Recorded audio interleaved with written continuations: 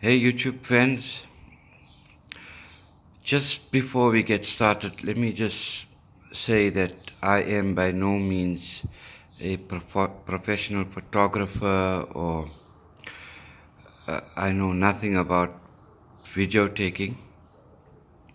I thought I'd just make this video to highlight some of the specs of the H2. I've been searching a few videos before I bought my bike, and most reviewers will review the power and statistics, etc., but very few, or I actually couldn't find any review on the differences between this model and the normal SX model, and exactly what the bike has to offer.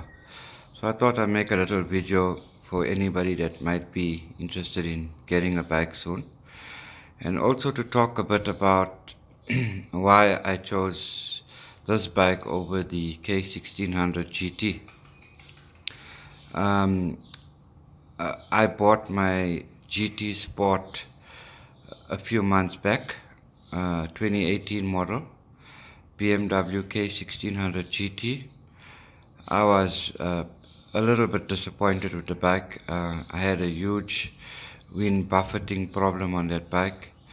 I tried putting in a lower seat. I bought a V-Technique windscreen for the bike. I just couldn't find a sweet spot on that bike, and that bike actually costed me a little bit more money than this bike, and Kawasaki was advertising this bike as a sports tourer, so I bit the bullet and decided to go for it. Unfortunately, here in South Africa, Kawasaki only got in two bikes that came into the country, so there were no test rides available. I had to buy the bike without even riding it, and I've only got about 200 Ks on this bike, but I'm very impressed. I think that BMW should have marketed their bike as a tourer, not a sports tourer. Anyway, back onto this bike. Before we get started, let me just show you my son's bike, Ninja 400. It's also a new bike that's just been released in this country. He's a first time rider, so I decided to get him this 400. He seems to be enjoying it. It was the first time he's ever gotten onto a motorcycle, but it just took to him, and so far so good. He's enjoying it. That's the 400. Okay, now onto the H2. The green was not my first choice of color, but there is no choice. The SX version is a full black bike, but there are a few things that you get on here that I feel that that warranted me taking this bike. For example, these are the few things that you don't get on the SX version. You don't get this beautiful screen, which we'll get into in a few minutes. This big TFT display. The SX version has the small display like what you get on the normal H2. You don't get the cornering lights that you see down here. These look quite cool, I suppose, in your rear view mirror if a guy is really giving it the beans. You get a slightly different windshield on the base version.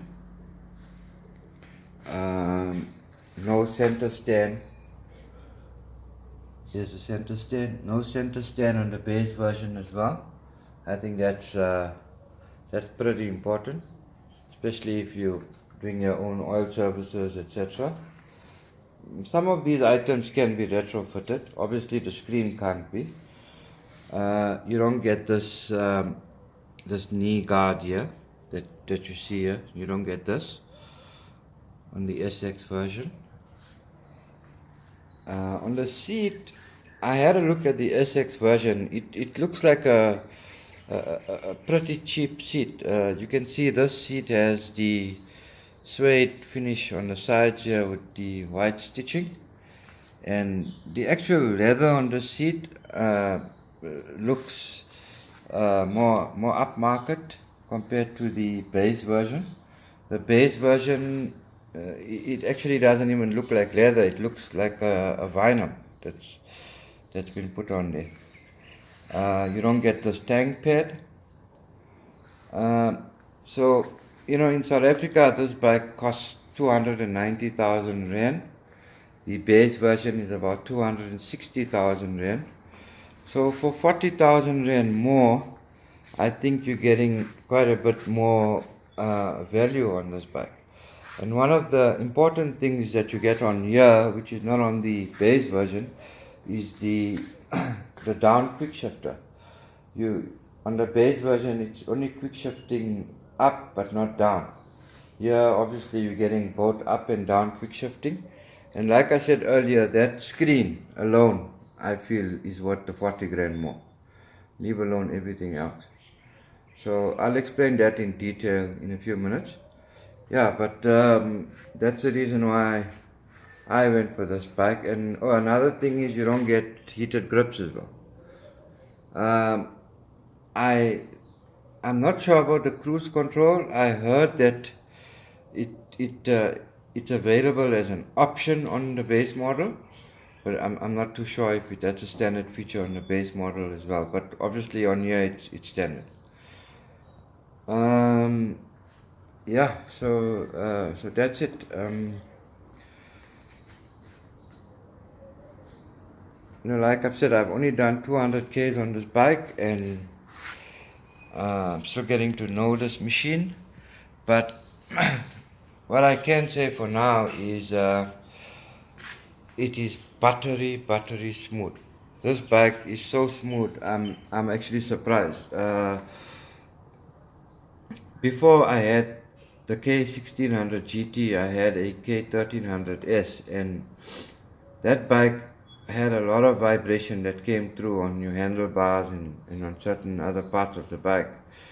The 1600 was much smoother than that, and one of my main worries on this bike was if this bike would be as smooth as that. And I can actually say that I think that I haven't really opened it up yet, so I haven't done more than 8,000 RPMs, but up to 8,000 RPMs, this bike is as smooth as that K1600.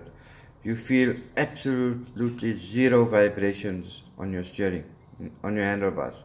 Nothing at all. So Kawasaki did a good job of that. For the guys that are interested in this logo, and if you're not sure, this is the Kawasaki rubber logo. I did a bit of homework on this. Apparently, this logo is used by the heavy industries division, and they usually put this logo on items that they manufacture that they're very proud of and that are very high end. Like they do aircraft parts, they do trains, and they do shipping manufacturing as well. So they use that logo or this logo on those items, and apparently they're only going to use this logo on the H2. Basically, it's meant for special models only. That's a good thing. I think it separates this from your normal models. Okay, I just wanted to give you guys an idea on this TFT screen we were talking about earlier. As you can see, the rubber mark logo comes up there as well. Okay, this is the whatever you set the screen to, it obviously recalls it, and then every time you start your bike up, it will go back to the last setting. This can be changed to day or night or black and white or whatever you fancy, I suppose.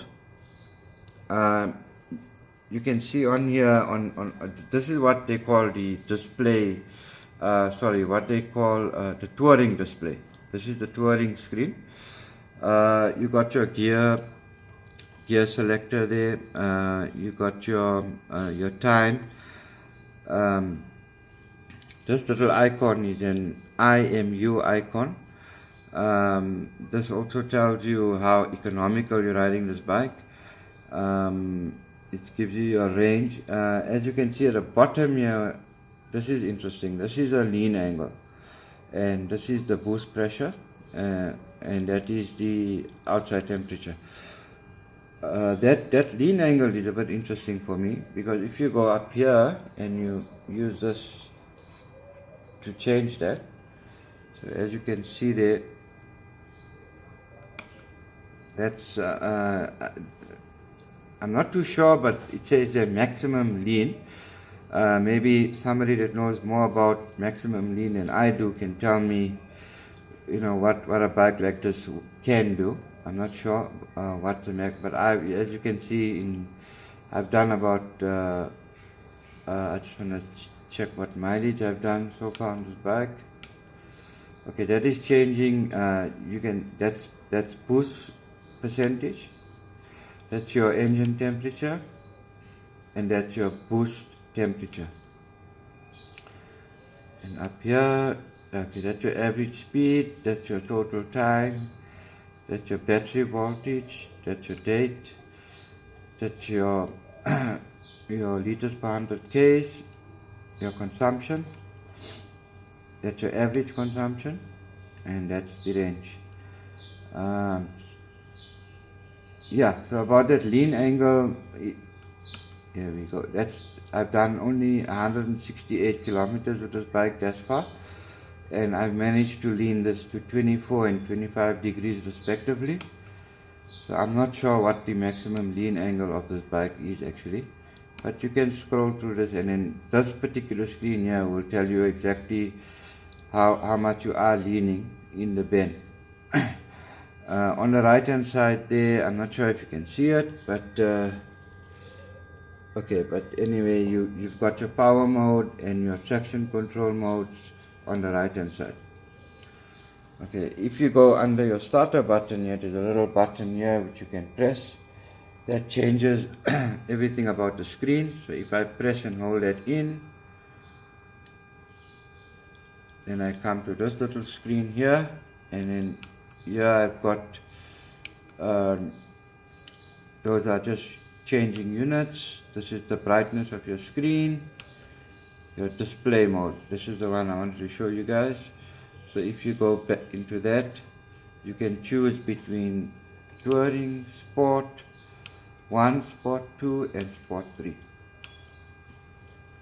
So let's go into sport 1, and I can show you guys what this looks like. That's sport 1, and even here you can choose between a white screen and a black screen. So on here we've got, if you look on the left hand side there, we've got a little gyro there that also tells you about how much of brake you're applying and how much of dive the bike is doing.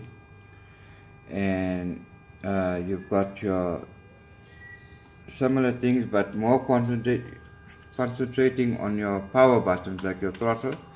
As you turn up the throttle, you can see that, and then next to it you got your boost gauge, and you can change that. That's your temperature, your boost temperature, and then also you got maximum lean angle, sorry about that, and your speedometer and your trip meters, etc. Yeah, so this thing has got an infinite number of programming that you can do. Like you can control your shift lamp, you can set it on what RPM you'd like it to come on at, you can set your shift revs. This is Kawasaki engine braking control. Just want to show you guys that.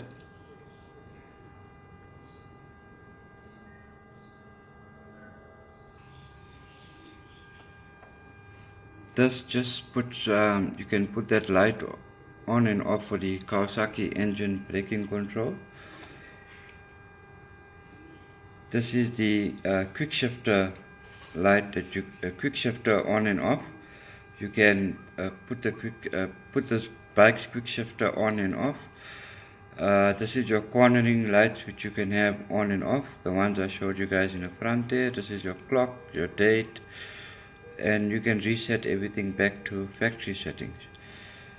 Yeah, so at the moment I've just got it on the touring mode for now until I run this bike in properly.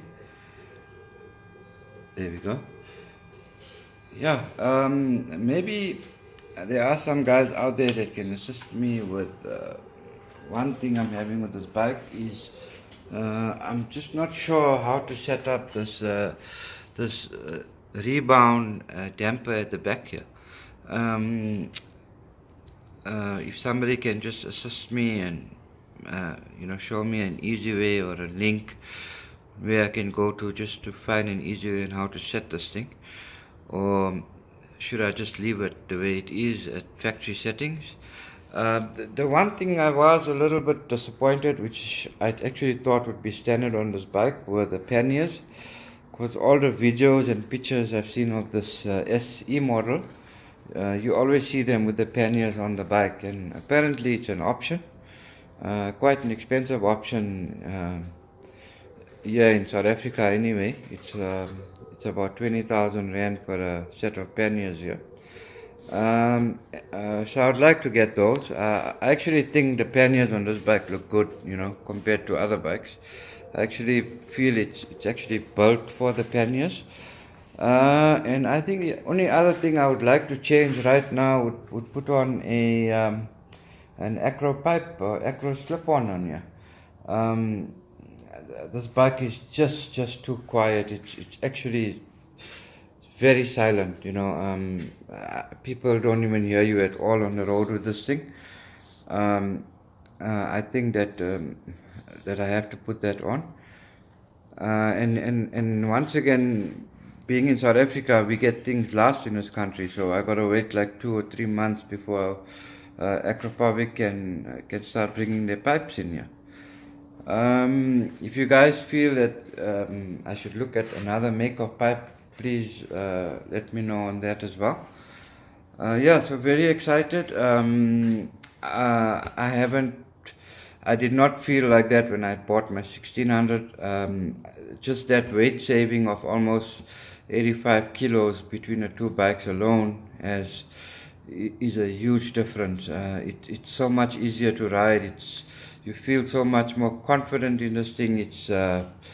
And although it's about 258 kilos, I promise you, once you're on here, it feels like a 200 kilogram ZX10 or something like that. It's very, very easy, and the wind protection is fairly good on here. I must say there's zero buffeting at the moment. There is a little bit of wind on. I have taken the bike up to about 160 km an hour. There's a bit of excess wind I can feel hitting my face at that speed, but that is sitting upright in a normal position, and I'm also waiting for Puge or Power Bronze to come out with some screens so I can try out some options there, maybe a double bubble screen or something like that.